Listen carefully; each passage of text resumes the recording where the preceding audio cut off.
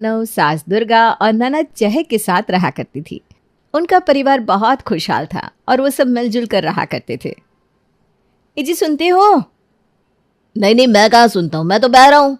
वो आप ही ना, मैं आपको बुला रही हूँ पर आपको तो हर समय बस मजाक ही सूझता है। नहीं नहीं, हर समय मजाक नहीं सूझता, कभी कभी प्यार भी सूझता है डार्लिंग। क्या आप भी ना, एक बात चैन से नहीं सुन सकते क्या? अच्छा चलो बताओ, क्या बात है? मैं कह रही थी कि मैंने चहक के लिए एक लड़का देखा है। अच्छा, कौन है वो? कोई ज़रूरत नहीं है बताने की वो कौन है, क्योंकि मैंने अपनी बेटी के लिए लड़का पहले से देख रखा है और आज वो लोग घर आने वाले हैं। अरे तो आपने ये पहले क्यों नहीं बताया? अरे अब बता दिया ना। पर मम्मी एटलीस्ट मुझे तो बता देती, शादी तो मुझे करनी है। अरे वो लोग आज आकर डायरेक्ट शादी थोड़ी ना कर देंगे, वो सिर्फ देखने आ रहे हैं, आगे बात बढ़ेगी तो शादी होगी। शाम हुई और पीयूष अपनी माँ गौरी और बहन मालिनी के साथ चहक को देखने आया। दोनों ने एक दूसरे को देखते ही पसंद कर लिया। तो मैं ये रिश्ता पक्का समझूं? हाँ हाँ बिल्कुल, जब दुल्हा दुल्हन राजी तो क्या करेगा काजी। काजी? कौन काजी? अरे पगली, ये कहावत है, समझ लो पीयूष, ऐसी है ये लड़की, तुम इसका ये सिरफिरापन झेल पाओगे ना? मम्मी देखो ना भैया क्या बोल रहे हैं। मुझे चहक पसंद है और मैं उससे शादी करने के लिए सब झेलने को तैयार हूँ। ये सुनकर सब हंसने लगे और उनका रिश्ता पक्का हो गया। पीयूष एक बहुत हैंडसम और पढ़ा लिखा इंसान था। हालांकि वो लोग ज़्यादा अमीर नहीं थे, पर उनके संस्कारों ने दुर्गा के परिवार का दिल जीत लिया। कितने अच्छे लोग थे ना? हाँ माँ, आपने सही कहा, बहुत सुलझा हुआ परिवार है। हमारी चहक इनके घर में हमेशा खुश रहेगी। Thank you mummy. लेकिन मुझे कुछ गड़बड़ लगी, कुछ ज़्यादा ही परफेक्ट परिवार नहीं था इनका, मुझे तो नकलीपन लग रहा था। क्या बहू कुछ भी बकती है, इतना अच्छा परिवार था और तू उन पर शक कर रही है। हाँ रमा, इतना उल्टा सीधा मत सोचो, अब सीधे चट मंगनी पड़ गया होगा। चहक भी अपनी भाभी की बात सुनकर हैरान थी कि जो परिवार सबको पसंद आया उसके लिए रमा ऐसा क्यों बोल रही है, पर फिलहाल उसकी बात पर ज़्यादा ध्यान नहीं दिया गया और चहक की शादी पीयूष से हो गई। फिर शादी के कुछ महीने बाद, माँ जी आपकी चहक से बात हुई? नहीं तो मेरी तो एक हफ्ते से उससे बात नहीं हुई। एक हफ्ता?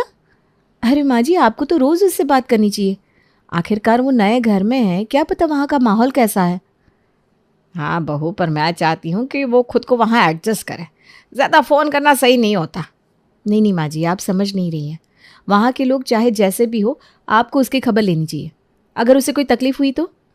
अरे लेकिन बहू, पीयूष और उनका परिवार बहुत अच्छे लोग हैं, उन्होंने हमें कभी शक करने का मौका ही नहीं दिया। माँ जी, आजकल लोग बाहर से अच्छे दिखते हैं पर अंदर से कैसे होते हैं ये तो वक्त ही बताता है।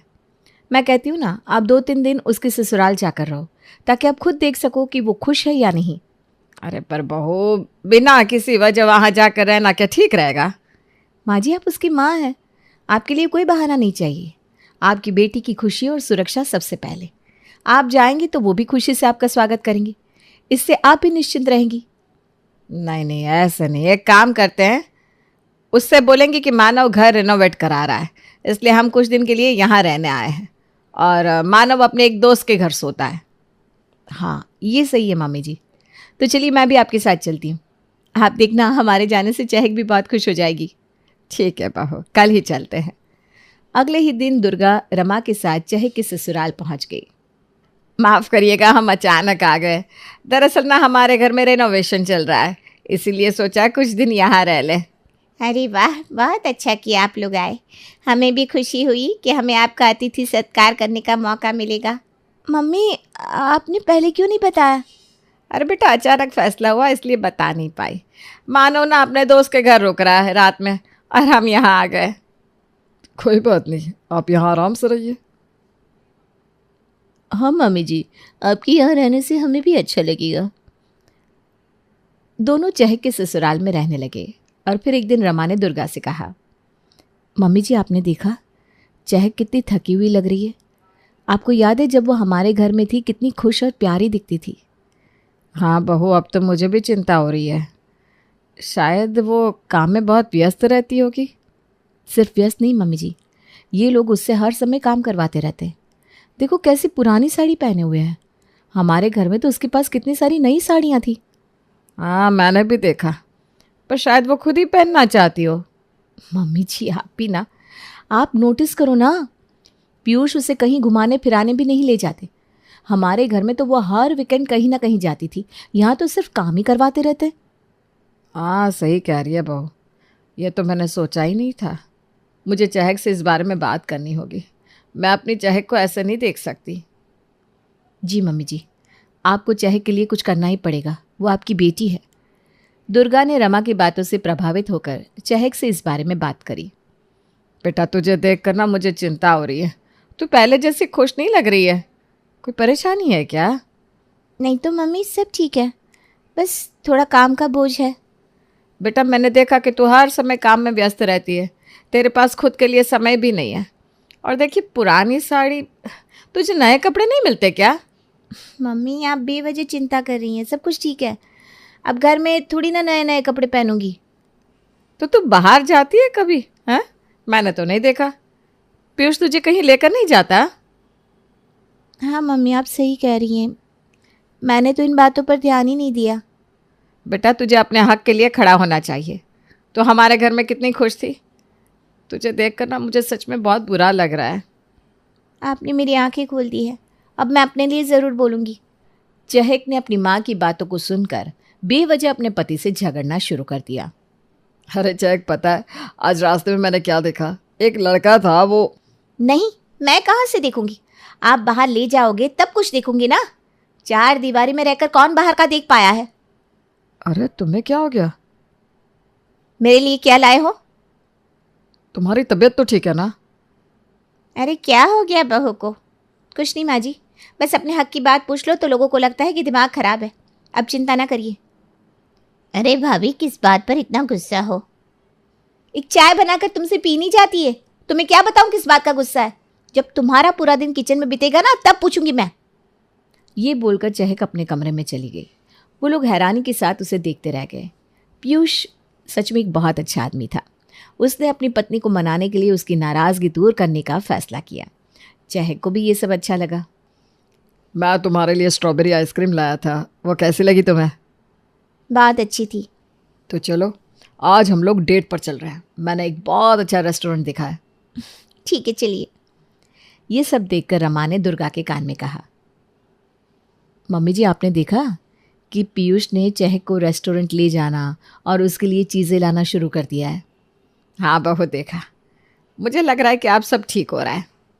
मम्मी जी लेकिन ध्यान दीजिए, ये सब पीयूष की मर्ज़ी का है, चहक की मर्ज़ी का कुछ भी नहीं है।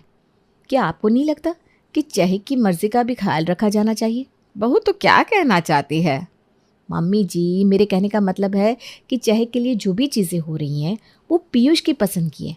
होना तो ये चाहिए कि चहक की मर्ज़ी पूछी जाए। वो बेचारी कुछ बोल भी नहीं पाती, तो सब उससे अपनी मर्ज़ी की करा लेते। सिर्फ यही नहीं, घर में कोई भी चीज़ उसकी मर्ज़ी से नहीं होती, उसकी राय की कोई अहमियत ही नहीं है। हाँ तो सही कह रही है बहू, मैंने तो ये चीज़ आंखों के सामने होते हुए भी नज़रअंदाज कर दी थी। मुझे तो बस उसकी भाभी होने के नाते थोड़ी फिक्र होती है, वरना मैं क्यों बोलूँ। अगले दिन दुर्गा ने चहक से अकेले में बात करने का मन बनाया। मम्मी सब ठीक है ना? हाँ बेटा सब ठीक है, बस तेरे बारे में बात करनी है। देख बेटा मैंने देखा कि पीयूष तुझे रेस्टोरेंट ले जाने लगा है और तेरे लिए चीज़ें भी लाने लगा है, ये अच्छी बात है। लेकिन क्या तुझे नहीं लगता कि इसमें तेरी भी मर्ज़ी पूछी जानी चाहिए? मम्मी आप सही कह रही हैं, लेकिन वो जो भी करते ना मुझे अच्छा लगता है। अरे पर फिर भी बेटा तुझे अपनी इच्छाएं राय भी तो जाहिर करनी चाहिए। तू हमारे घर में हमेशा खुश रहती थी क्योंकि हम तेरी पसंद का ख्याल रखते थे, यहाँ भी तुझे वही सम्मान मिलना चाहिए ना। मम्मी मैं समझती हूँ, पर यहाँ ना चीज़ें थोड़ी अलग है। बेटा ये सिर्फ छोटी छोटी चीज़ों की बात नहीं है, घर के बड़े फैसलों में भी तेरी राय नहीं ली जाती। हाँ मम्मी वैसे तो आप सही कह रही हैं, मुझे भी अब समझ में आ रहा है कि मुझे अपनी मर्ज़ी जाहिर करनी चाहिए।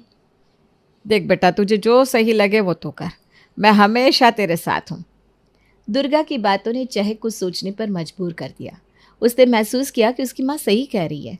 उसी शाम मालिनी ने चहक को बुलाकर कहा, आइए भाभी हम लोग आज सब बैठकर मूवी देखेंगे। हाँ 3 इडियट देखेंगे। सब कुछ डिसाइड भी कर लिया आप लोगों ने? मुझसे पूछने की ज़रूरत भी नहीं समझी कि कौन सी मूवी देखना चाहोगी। अरे ऐसा नहीं है, ये मूवी अच्छी है इसलिए। आपको अच्छी लगती होगी, मुझे तो अच्छी नहीं लगती। और आपने मुझसे पूछने की जहमत भी नहीं उठाई। अरे बहू, क्यों इतना गुस्सा कर रही है? इतनी भी कोई बड़ी बात नहीं है। सही बात है, इतनी कोई बड़ी बात थोड़ी ना है। घर में चाहे कुछ भी होना हो, उसमें मेरी राय कोई मायने नहीं रखती। वो इतनी बड़ी बात थोड़ी ना है। तुम्हें अचानक रह रहकर क्या हो जाता है चहक? दौरे पड़ते हैं। ये बोलकर चहक अपने कमरे में चली गई और उन तीनों को कुछ समझ में नहीं आया कि आखिर चहक को हुआ क्या है। पर उसके 2 बार ऐसे बर्ताव करने से उसके ससुराल वाले भी चिड़चिड़े रहने लगे थे। माँ जी, हमारे घर में ऑटोमेटिक वॉशिंग मशीन क्यों नहीं है? उसमें ज़्यादा मेहनत भी नहीं करनी पड़ती। सेमी ऑटोमेटिक मिल गई ना बेटा, इसी का शुक्र मना तू। लेकिन माँ जी, मैं तो सिर्फ एक बात कह रही थी। नहीं नहीं, पर तुम्हारा तो यहाँ कोई ख्याल ही नहीं रखता ना, तो उस हिसाब से तो सेमी ऑटोमेटिक भी बहुत है। चहक को अपनी सास के मुंह से ऐसी बात सुनकर बड़ा अजीब लगा, क्योंकि वो तो हमेशा उससे प्यार से ही बात करती थी। देखिए, मैं आपके लिए शर्ट लाई हूँ। तुम मेरे लिए अपनी मर्जी की शर्ट ले आई? क्या करूं अब? मैं भी नाराज हो जाऊं? अरे पर मैंने सोचा कि। अच्छा, तुमने सोच लिया? मुझे लगा इस घर में तुम्हारी सोच पर ताले लगा दिए गए। चहक की हर छोटी छोटी बातों पर उसके ससुराल वाले उसे पलटकर जवाब देने लगे। वो जब भी कुछ कहती तो उसे किसी न किसी वजह से टाल दिया जाता। मम्मी जी, आज हम डिनर के लिए बाहर जाएं क्या? चहक, आज का दिन सही नहीं है, फिर कभी देखेंगे। चहक, हम रोज रोज बाहर नहीं जा सकते। लेकिन मैं सिर्फ एक दिन की बात कर रही हूँ। भाभी, तुम क्यों हर समय बाहर जाने की बात करती हो? अब चहक को एहसास हुआ कि उसके ससुराल वाले पहले उससे कितनी अच्छी तरह पेश आते थे, लेकिन अब तो छोटी छोटी बातों पर चिढ़ जाते हैं। उसने सोचा कि ये सब उसके 2 बार बेवजह बवाल करने की वजह से हुआ है। मुझे मम्मी से बात करनी चाहिए, ये सब उनके कारण ही हो रहा है। मैं आज उनसे कह दूंगी कि अब मेरे ससुराल मत आना। चहक दुर्गा के कमरे तक जाती है, लेकिन वहाँ केवल रमा होती है। वो वापस जाने लगती है, तभी रमा की आवाज़ सुनकर रुक जाती है। हाँ, चिनकारी लगा दी है मैंने, अब बहुत जल्दी आग भी लग जाएगी। मैं तो चाहती ही नहीं थी कि चहक की शादी पीयूष से हो। पहली बार देख कर ही मुझे उस पर क्रश हो गया था, लेकिन अब जब शादी हो गई तो कुछ तो करना पड़ेगा। इसलिए मैंने सोचा कम से कम इनके घर में आग तो लगा ही सकती हूँ, ताकि मेरी ननद खुश ना रह पाए पीयूष के साथ। ये सुनकर चहक के पैरों तले ज़मीन खिसक गई। वो अंदर तक हिल गई। ये क्या सुन लिया मैंने? रमा भाभी ही मेरे ससुराल में आग लगाना चाहती है। मुझे अभी मम्मी से बात करनी चाहिए। चहक तेज़ी से अपनी माँ दुर्गा को ढूंढने निकलती है। वो उन्हें बगीचे में बैठी पाती है और तुरंत उनके पास जाकर रमा के बारे में सब कुछ बताना शुरू करती है। मम्मी, मुझे आपसे कुछ बहुत ज़रूरी बात करनी है। क्या हुआ बेटा, इतनी घबराई हुई क्यों है? मम्मी, मैंने अभी अभी रमा भाभी की बातें सुनी। वो फ़ोन पर किसी से कह रही थी कि वो मेरे घर में जानबूझकर आग लगाने की साजिश कर रही थी। उन्होंने कहा कि वो मेरी शादी पीयूष से नहीं चाहती थी, क्योंकि पीयूष उन्हें पसंद था। राम राम राम, कैसी बात कर रही है तुझे? माँ, मैं सच कह रही हूँ। पर रमा, मुझे यकीन नहीं हो रहा। मम्मी, मैं सच कह रही हूँ, मैंने खुद सुना है। उन्होंने कहा कि अब जब मेरी शादी हो ही गई है तो वो कम से कम मेरे ससुराल में आग लगाकर ही मानेगी। वो मुझे पीयूष से अलग करना चाहती हैं। बेटा, हो सकता है तुमने कुछ गलत सुना और रमा भाभी ऐसा नहीं कर सकती। मम्मी, मैंने अपने कानों से सुना है। वो जानबूझकर हमारे रिश्ते खराब करने की कोशिश कर रही है। आपको अपनी बेटी पर विश्वास नहीं है क्या? बेटा, विश्वास तो है, पर यह बहुत गंभीर आरोप है। मैं इस पर बिना ठोस सबूत के कैसे विश्वास कर सकती हूँ? ऐसी बात है तो ठीक है, मैं आपको प्रूव करके दिखाऊंगी कि वो ये सब पीयूष की वजह से कर रही है। मैं सबके सामने पीयूष से प्यार से बात करूंगी और डिनर पर जाने की बात बोलूंगी, तो आप देखना, ये सुनकर भाभी इस प्लान को बिगाड़ने के लिए कुछ न कुछ ज़रूर करेंगी। ठीक है, देखती हूँ। चहक ने जैसा कहा था वैसा ही किया। आजकल हमारे बीच ना बेवजह बहुत झगड़े हो रहे हैं। कुछ गलती मेरी है, कुछ आपकी है, लेकिन इन सारे झगड़ों का कोई फ़ायदा नहीं है। चलिए ना, इन सारी चीज़ों को ख़त्म करते हैं। हम लोग ना डिनर पर चलते हैं आज। रेस्टोरेंट आपकी मर्ज़ी का, खाना मेरी मर्ज़ी का। क्या बात है, आज अचानक इतना प्यार आ रहा है? मैं आपकी पत्नी हूँ, प्यार आने के लिए कोई रीज़न नहीं चाहिए मुझे। वो लोग डिनर पर जाने की तैयारी करने लगे, लेकिन चहक ने जैसा कहा था वैसा ही हुआ। ये सब सुनकर रमा सीधा दुर्गा के पास पहुंची। माँ जी, चहक पीयूष के साथ रेस्टोरेंट जा रही है, लेकिन उसे नहीं पता कि उसके कंगन उसकी सास ने गिरवी रख दिए हैं। और ये बात पीयूष को भी पता है। मैंने खुद उसकी सास को ये बात करते सुना था। क्या? चहक के कंगन गिरवी रख दिए? ये तो हद हो गई। दुर्गा तुरंत गुस्से में गौरी के पास पहुंची। ये मैं क्या सुन रही हूँ? आपने चहक के कंगन गिरवी रख दिए हैं? नहीं तो ऐसा कुछ भी नहीं है। चहक ने खुद ही कंगन अपनी पड़ोसन को पहनने के लिए दिए थे। मैंने तो उन्हें छुआ भी नहीं भाई। क्या हुआ माँ, आप इतने गुस्से में क्यों हैं? चहक, तुम्हारे कंगन कहाँ है? माँ, मैंने कंगन पड़ोसन को पहनने के लिए दिए थे। वो बहुत दिनों से मांग रही थी। क्यों, क्या हुआ? रमा ने कहा कि तुम्हारी सास ने उन्हें गिरवी रख दिया है। रमा भाभी, आपने ऐसा क्यों कहा? अब रमा की तो पोल खुल गई थी। वो बहुत शर्मिंदा हो गई, क्योंकि ये हमारे बीच झगड़ा कराना चाहती थी और मेरे ससुराल में आग लगाना चाहती थी। मैं माफ़ी चाहती हूँ, मुझे गलत फहमी हो गई थी। नहीं भाभी, ये गलत फहमी नहीं थी। इससे पहले कि मैं आपके ये करने की वजह भी लोगों को बता दूं, यहाँ से चली जाओ और दोबारा मेरे ससुराल मत आना। मुझे समझ में आ गया है कि मैंने बहुत बड़ी गलती की है। मुझे माफ़ कर दो। छोड़ो ये सब और घर चलो। रमा को बहुत शर्मिंदगी महसूस हो रही थी, लेकिन अब देर हो चुकी थी और उसकी माफ़ी का भी कोई फ़ायदा नहीं हुआ। दुर्गा उसको लेकर अपने घर चली आई।